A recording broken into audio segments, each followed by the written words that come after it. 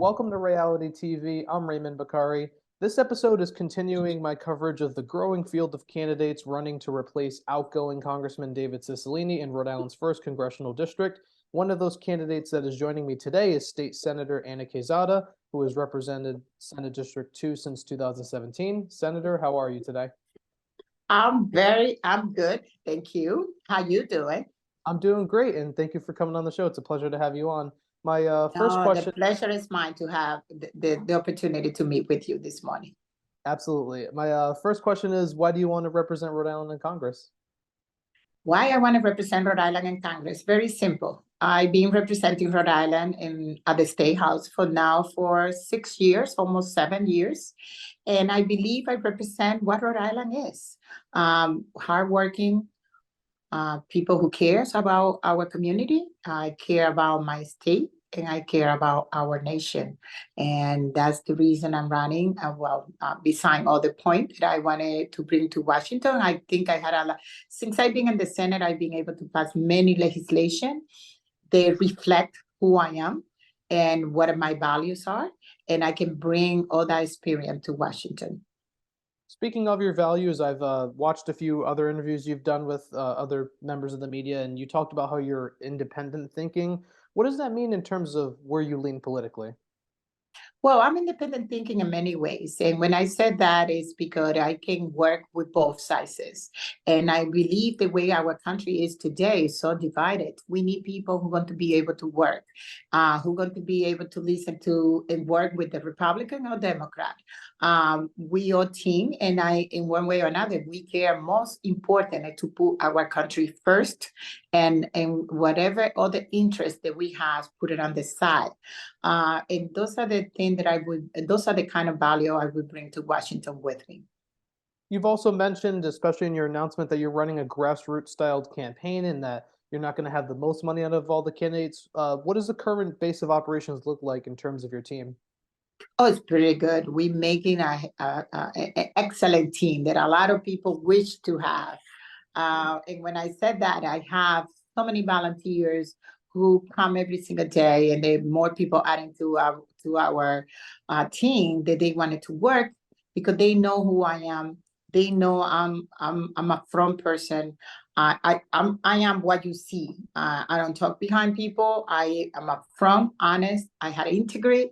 I integrate so many people in my campaign. Like I said, I have more than 100 volunteers who are willing to work this summer for this campaign.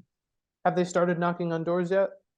No, we're not knocking on doors. We're making phone calls. We're letting everybody know that we are running, and that I'm the person that I'm to please when they see our name, putting coffee hour together. It's more meeting together and putting the team together, most important. That's what we've been doing so far. As with every election, money is definitely going to be a big part, even if you're running a grassroots style campaign, because getting the name recognition and a 15 candidate race is key. What does your fundraising operation look like? Have you started fundraising yet? I did. I started a fundraiser not that long ago. We have one on Saturday that we did pretty good. We were able to raise on that small event $20,000. And that's what we're doing. It's more event here and there because unfortunately or fortunately, I represent a poor neighborhood. And when you represent poor neighborhoods, it's harder for you to get money. If I represent the East Side, we would not have this issue. But when you represent a community like mine, it's going to be an issue because my constituents are not people of money. And that's why I understand that I would be the one with less money, in this campaign. Now looking at some issues and policies, protecting the right to choose is definitely one that's going to be on voters' minds in this primary. Do you consider yourself pro-life or pro-choice? I'm pro-choice. And eventually, if say you're elected to Congress, there's likely going to be a vote sometime down the road to codify Roe on the federal level. Is that something you could see yourself voting in favor of? Oh, definitely. Definitely. I did it already. I voted in favor in Rhode Island. Even that a lot of people in my district was against it. Because I represent a very conservative district when you're talking about religion. But I think you have to do what you have to do. And my belief, I don't have to prove my belief to others. And those are the things that I am very clear on. Here in Rhode Island, we're seeing soon in your chamber in the Rhode Island State Senate that there's going to eventually be a vote on the EACA, which, if signed into law, would allow Medicaid and state health insurance plans to cover abortions. If that were to be done federally, that would require the Hyde Amendment to be repealed. Where do you stand on the Hyde Amendment? Should it be repealed? Oh, no. And that's something I'm supporting, the one that we had over here now. I would do the same thing in Washington. If you see my record of voting, oh my goodness. If you see my record of voting is going to be, it's the same that I will have in Washington, very similar, even, well, this is a more skill because that affects the whole entire United States. But whatever I use over here, I will continue be favor on the Medicaid should be able to afford women to pay for if you decide to have an abortion, definitely. Moving on to the cost of living, that's another big issue affecting not only Rhode Islanders, but everybody in the country, especially as we're 31 trillion and counting in debt. So everything's just going up in prices with inflation. If elected, what measures would you support to give Americans relief?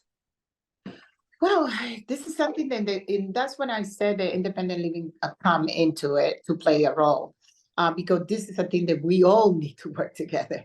I don't believe just the Democrat or the Republican have the answer, but I think if we get together, we can find an answer. We had this crisis every how many years? We had it in 2008.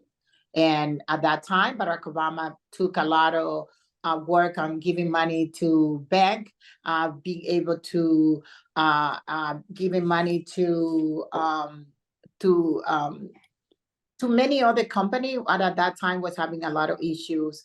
And I think that's what I think the governor is doing what they have to do to prevent this problem that we're going through now, facing.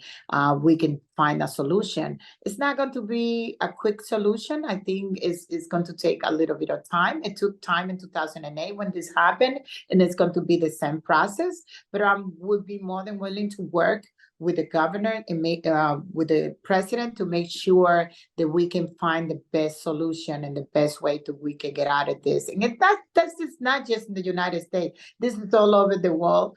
It's happening. COVID-19, it was something that affected everybody. And that affect our economic too. And we getting out of that COVID-19 situation that we went through. And it's a lot of work to do. But I'm not afraid of working. I'm not afraid of doing whatever we have to do to take our country what the level we need to take our country to. One of the things I've heard when talking about this topic on a broader scale is the wages aren't keeping up with the rising inflation and the costs of goods going up. You sponsored the $15 an hour minimum wage here in Rhode Island. Would you favor the federal minimum wage going up to 15? Definitely. Definitely. That was something I would work very hard. How did you can survive on $725 an hour? I still don't understand how they didn't take action on that. It's definitely something I would work on it. We need to raise the minimum wage. And right now, $15 an hour is not enough. With the cost of living so high, people not making enough money to survive. And we need to fix that at the national level. And the cost of living is just one aspect of looking at our economic issues right now. As I mentioned in one of the earlier questions, the national debt is 31 trillion and counting. How do we? This might be a bit of a loaded question, but where would you try to find that balance of being fiscally responsible in this whole situation? Well, everybody throwing that to President Biden is his fault, and I believe that President Trump did the same thing. It's just depending who is in the power, and not right now we're in the minority power in Congress because the Republican is in the House. But I believe we have to be more responsible with spending. I do agree on that. But the problem is that the Republican way to see how to cut the debt level is cutting social service, and I don't believe in that. Then we have to find a way how we can cut spending, but not cutting a lot of the social service, because that's the first thing that decide, well, we have to cut Social Security, we have to cut Medicaid. or we have to cut, any kind of social service, food stamp and anything like that. I do disagree on that. I think we need to provide to our family, and in so many working family that I really believe one of the things that I said one of the things that I would love to do is to raise the poverty table in the United States. It's too low. And so many people who might qualify, especially for childcare, they don't qualify. And we're talking about working family who making $14 an hour. They don't qualify for childcare. And that's something we need to fix. Then I want to hear this when we're talking about cutting spend in Washington, but it's something that we need to do because we want people to go back to work. And see, we want to fix our economy. We need to help family to get out of the system. The less people in the system, the less people we have, the less money we have to spend. Then how we do that? Helping people to go on the feet. And for us to help them, we have to help people to qualify for childcare. Childcare is too expensive in this country, and we need to bring that price that people can qualify for childcare until the kid is ready to go back to school, or those families get a better position job. And people can go back to school, see they have the childcare, and that's the only way we're going to invest in our families, but we're going to invest in our community, and we will be able to help people to get out of the system and get on started getting on the feet. There's so many families right now. So you make $14 an hour, you don't qualify for childcare, and that's unbelievable. How many people want to be able to go back to work? How many companies we see they close the door because they don't have workers? Then for us to be able to go back, and those business closing is money that we lose. Tax Avenue, the state lose, the city loss, everybody lose those money. Then we need to help those families to go back to work, to go back to school. And the only way to do this is providing them childcare that they're going to be able to utilize the system and work better for their family and provide for their family.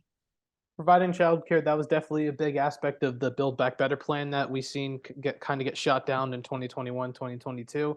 A big criticism that the Republicans who are in control of the House if you were elected, they're likely going to say, how do you pay for that? What would your response be if you were to hear those questions? Believe me, we have to find that money the same way that we pay for a lot of things in this country that maybe we don't need. And that's what I think. I think we need to look at the budget and see what item we need to cut and what item we need to increase. In childcare, we need to provide service to those families. They want people to go back to work. They want the companies to be able to open the door. How many restaurants, Pop and Dad restaurant, closed the door because they're not finding workers? Look what happened in Florida right now. A lot of them immigrants left Florida. Then they having issue to find workers. Then see, we don't provide the tools to the family, to mom, to dad, to be able to go back to work. How are we going to improve our economically? For us to improve our economic system, we have to send people back to work. We have to provide the service that this family needs for them to be able to go back to work. And childcare is the number one issue that most of people have, not to go back to work. You mentioned looking at the budget and finding the money. Is there any areas in mind that you think we could end up finding, or that you think the money could be found from? I'm sure I don't have that in my mind. I'm not going to tell you that I'm an expert on budget because I'm not.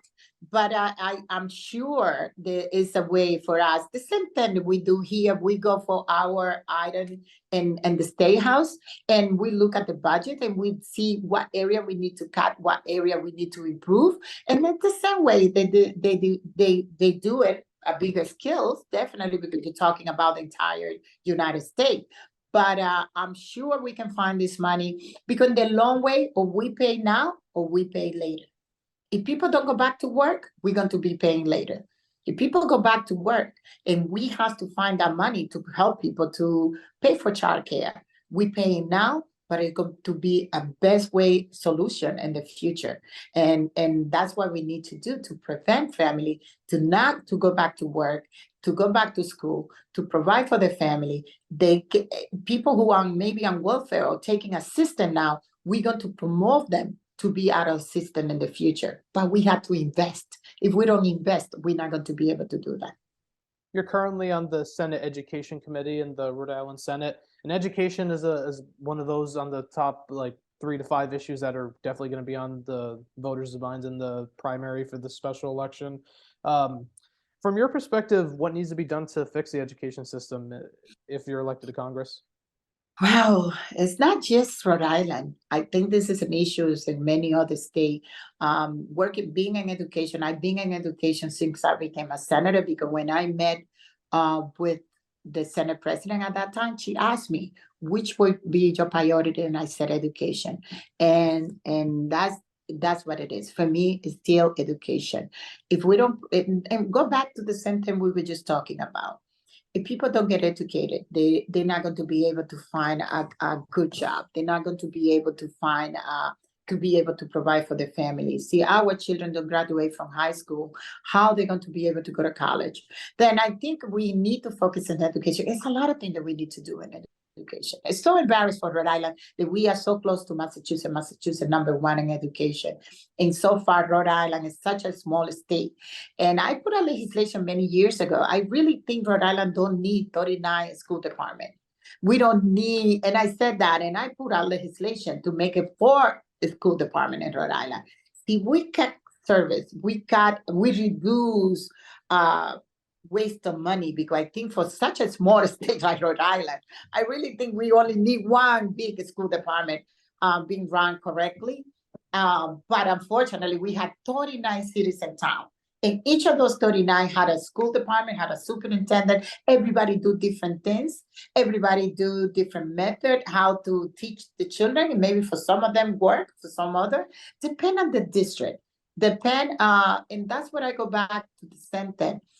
See, we don't provide the service to this family, we're going to pay in the future, because we are not providing for those kids to have the best education possible. How we do this? Investing in our community. We need to invest, because like I said, and I will repeat it again, if we don't do it now, or we pay now, or we pay later, how are we going to pay? We are educate those kids where they ended in jail, and how expensive that is. Then for us to be able to, when children feel out of opportunity, they feel they don't get the opportunity that they need, that we're not providing the education, we're not providing them the base for them to be able to go to college, because they come out of school and a lot of them, they don't know how to read. They don't know, they're very low in math. Then when they go to college, they don't feel competitive to stay in college. Then those are the things we need to provide the best education system. And the way to do it is, I really believe, and I said that in the past, and I know so many people came against me because I said we don't need 39 school department. We do not need 39 superintendent and private in Rhode Island. Rhode Island is such a small state. We should divide it by district and make 4 districts. And then we can maybe have 1 curriculum that we teach, no matter, especially the district I represent, people move so fast and move from here to there. Then the children is studying one thing over here, they move to another, let's say they move to Pawtucket or Central Falls or Woonsocket, they're going to find a completely different system over there. And that put the children behind. We all need to be on the same page. We all need to be teaching the kid the same thing, no matter whether you live in Central Falls, you live in Pawtucket, you live in Providence, or North Smithfield. I think that's one of the things that we need to fix, and we need to invest that we having better school building, that we have so many buildings falling apart.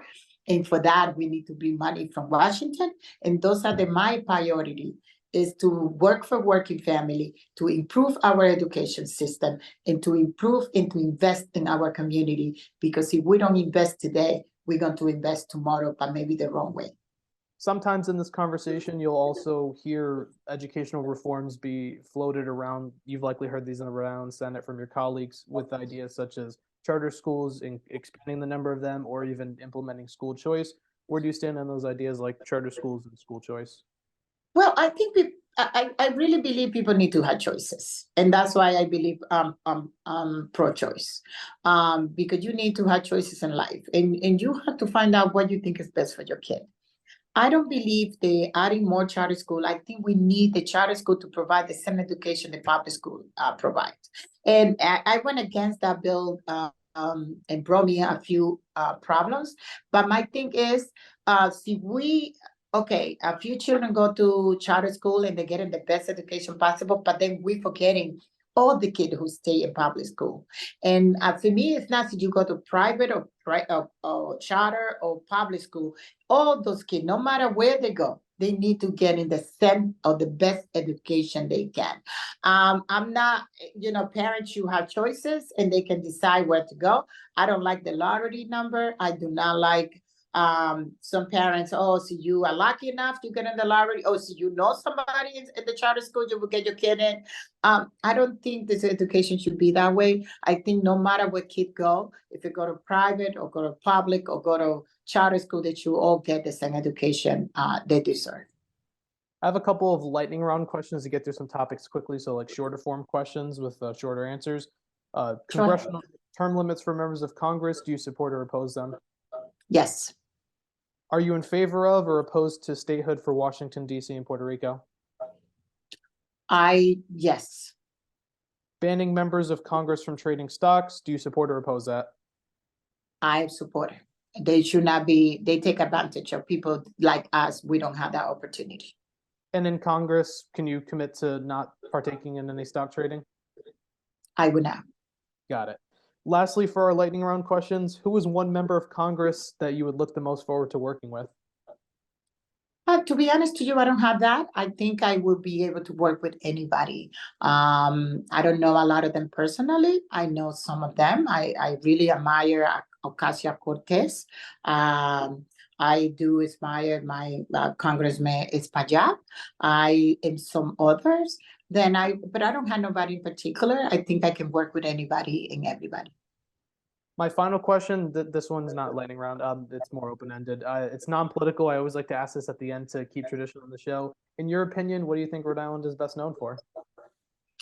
Well, Rhode Island is best known because little is small and everybody know each other. And it's good and bad. No, but Rhode Island had a lot of good things. We had a lot of beautiful beaches. We had one of the best calamari in the world. And then we have so many things. Rhode Island is such a diverse state.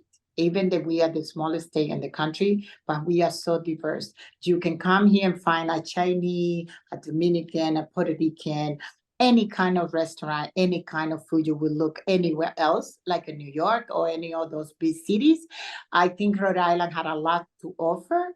And that's what we want to bring to Washington is what Rhode Island represents and who we are as a Rhode Island.